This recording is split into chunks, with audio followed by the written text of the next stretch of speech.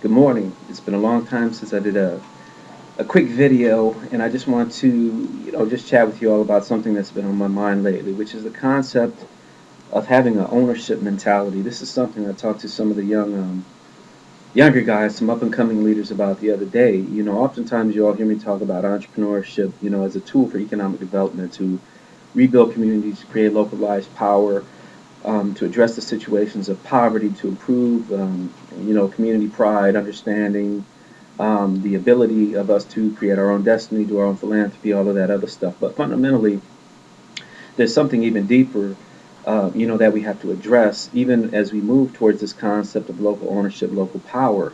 And that is really the way that we think. And this is something that, I kind of classify as the ownership mentality. We have to really understand when we talk about ownership or the ownership mentality, um, what's happening in the broader community. Basically, by design, America is designed to produce consumers. That's a function of capitalism, which needs consumption to continue to grow the economy.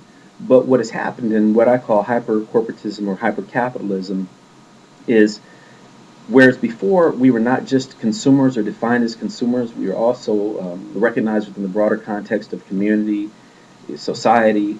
Hypercapitalism attempts to define you exclusively on your capacity to go out and buy something, to consume something. And so when you hear terms of market segmentation, tailored advertising, all of these different things, what it's really doing is removing everything about your essence except for your capacity to go out and buy a product.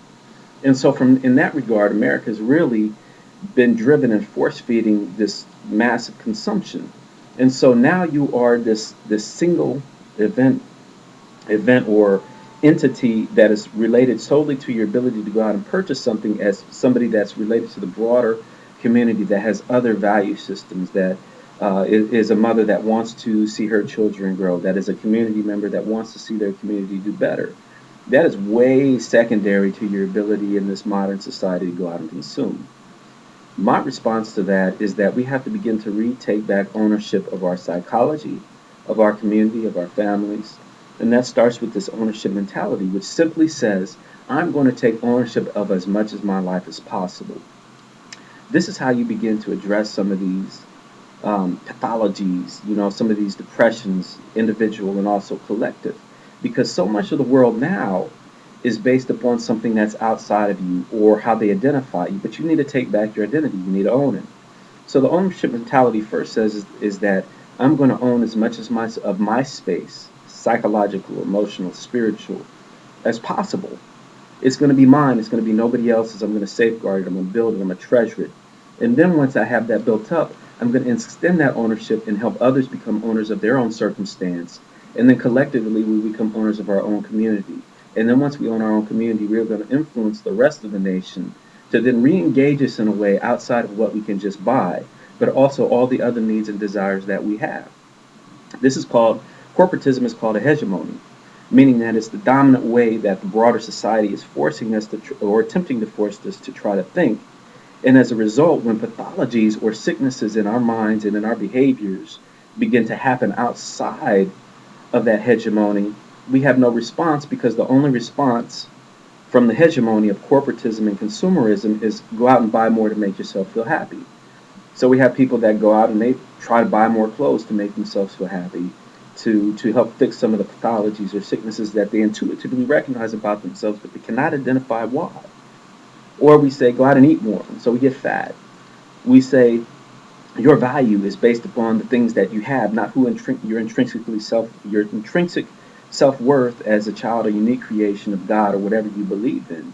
If you're evolutionist, the unique biological process that created you as all of these sperm try to fit that egg, but only one of you occurred. Whichever way you want to do it, it doesn't matter. But the reality is that the ownership mentality, the owning of your own psychological, spiritual, mental state or physical state, really serves as a buffer against the pressures of this downward consumerism that's trying to force you to believe that your whole entire value system should be driven by what you can consume and therefore by what you have. This keeping up with the Joneses mentality. Therefore, if you can't keep up with the Joneses, then your value is less. Therefore, it resonates when you see somebody like a Jay-Z or whomever with this massive amount of money and feeling that we have to try to somehow compete with that, or that that is the ideal instead of the things that we produce on behalf of others and on behalf of the community. And so this is just the first little brief message. I'm going to expand on this topic later in a more defined, structured term so that people can begin to engage in it. But the ownership mentality at its core says, me, I'm going to own myself. Myself is not going to be imposed upon by this external super psychology of America that says my value, my worth, my sense of self is going to be determined by the things that I can produce. And therefore, the more that I can produce, the more valuable that, or the more that I can consume, the more valuable I am in the society.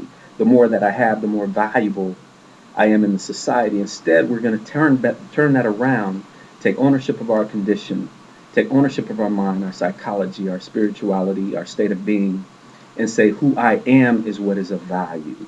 My intrinsic value is based upon the uniqueness that I am as a human being, and I'm going to own that space. And not only am I going to own it, I'm going to help other people own their space, and collectively we're going to own the space of our community and build community together through ownership, and not let all these outside forces impose their will upon us to get us to do what they want us to do, which is consume, versus what we want to do, which is you really become a whole individual, an individual that values ourselves because of who we are and not because of the things that we have. And it's going to be a challenge. But the more that we can get that, the better off our society would be, the better off our families will be. We'll be psychologically more healthy. Our communities will be stronger, and ultimately the nation, in my opinion, will be stronger going forward. Because right now we are unsustainable. This consumption-based approach to the world is unsustainable and can't last. You're already seeing the cracks and the fractures when you look at the wealth gap and the undercurrent of poverty, and even the pathologies that range all the way up from the poorest of us to the wealthy of us. Just watch TV. And so I just wanted to hip you all to that today because it's on top of my mind. And we'll begin to flesh out a little bit more in the future this concept of the ownership mentality and how it can improve your life outcomes, who you are, the way you perceive the world, your community, your family life, all of that. So with that, it's good to be back with you on video. I'm going to try to do a little bit more, to keep it up to date for you all. But with that, go forth and do the good works that you want to do. Take care.